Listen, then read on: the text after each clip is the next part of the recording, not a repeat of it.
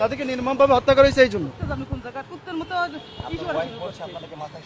আরে সমস্যা না থাকে, সমস্যা না থাকলে এইগুলো বলে আজকাল জামানায় আমি যদি করিও তাও তো আমি অত ই করি নাই, আমি প্রকাশ্যে জি আমি 2টা খতম দিছি তার জন্য, হ্যাঁ খতম দেশে ঘরে সারা বছর কোরআন শরীফ খতম তার সপরিবারের জন্য। বঙ্গবন্ধু এবং তার পরিবার, শেখ পরিবার যারা এই 5-15 আগস্ট যারা নিহত হয়েছে তাদের জন্য। আপনারা এগুলো সরাবেন নাকি আপনারাও তার সাথে পাগল হয়েছে? আমাকে ঢুকতে দিল না, ঢুকতে দেয় না, আমি তো গেছি, পুলিশে বাধা দিয়েছে। আমার নাম মাওলানা ওলিউল্লাহ, পিরিজপুর থেকে আসছি।